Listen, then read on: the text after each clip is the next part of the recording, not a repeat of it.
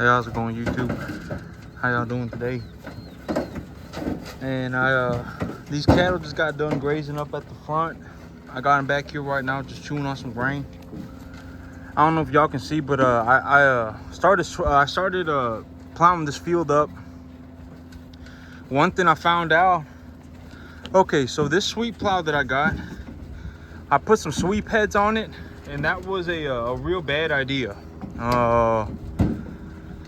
Okay, so my sweep plow, it's not hydraulically powered. It's just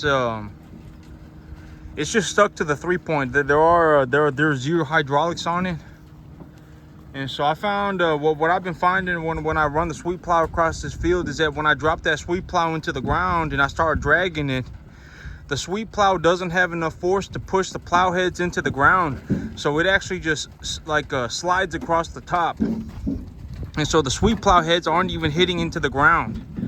And so now I got a, if I was gonna do that, I'd rather have chisel heads on the plow itself.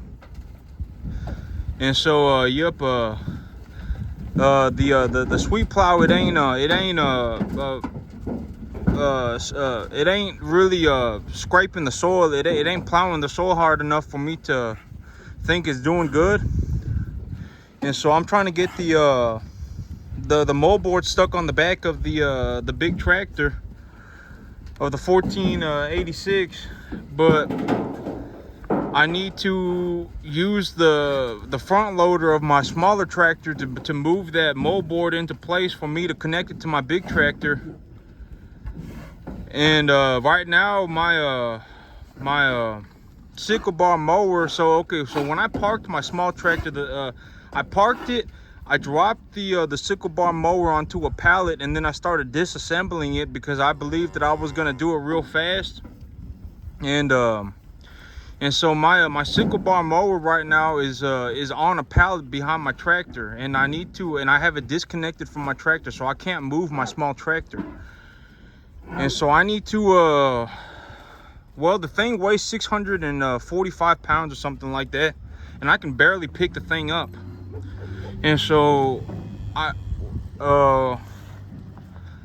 I'm getting it reconnected to my tractor, and I need to reassemble it real quick so that I can put it on the back of my tractor. I can pick it up, and then I can move my small tractor so I can get the plow put on my big tractor. And so I've been working on that this morning. I'm taking like a minute to think about what I'm gonna do, because I may start running behind schedule here. It's supposed to start raining on Saturday, or Friday evening it's supposed to start raining. And so I'm thinking about what am I gonna do. I'm taking a minute here to think about what am I gonna do to get this done. I gotta go to work here pretty soon. And I still got to get this field plowed up, and then I still got to get the seed drilled onto here. And so I gotta think about what am I gonna do. Well, because even if I get the plow put on my big tractor and I start plowing this ground up,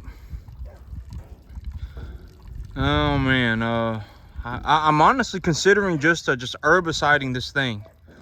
If I went to the co-op, I know I need to put herbicide on this field. If I went to the co-op, I can get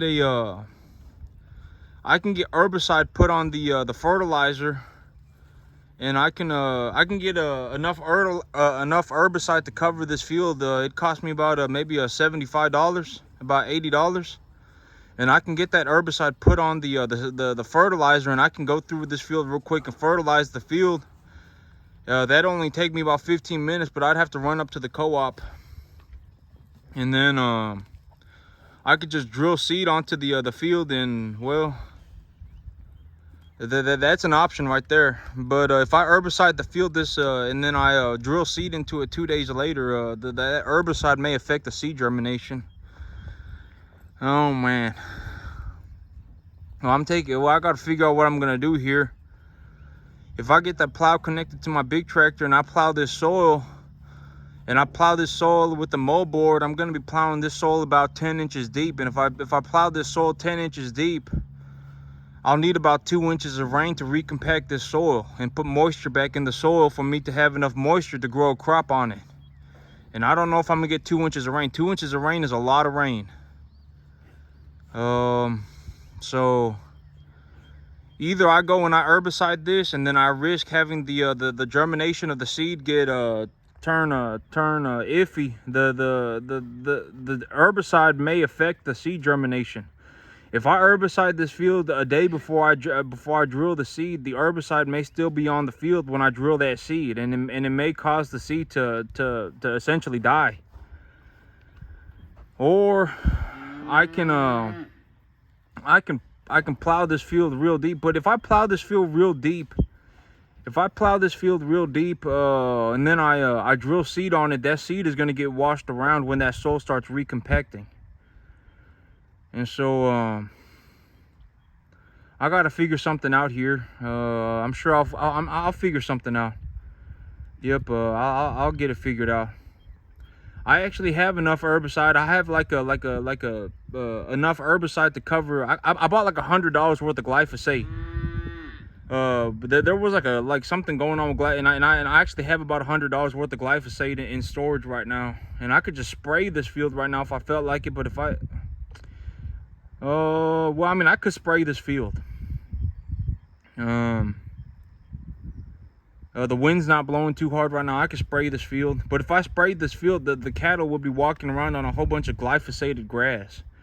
I just remember that was the big reason why I didn't want to glyphosate this field, was because the cattle are going to be walking around on it, and I don't want them eating a whole bunch of glyphosated grass.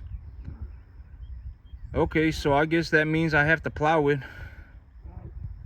But if I plow it 10 inches deep with the mow board, and then I drill seed on top of it, and then it does rain enough to compact the soil back together, it rains 2 inches, that soil will be loose down to 10 inches. And so when I drill the seed on top of it, the seed will wash down into the soil. And so, yep, I gotta figure this out. I gotta figure out what I'm gonna do.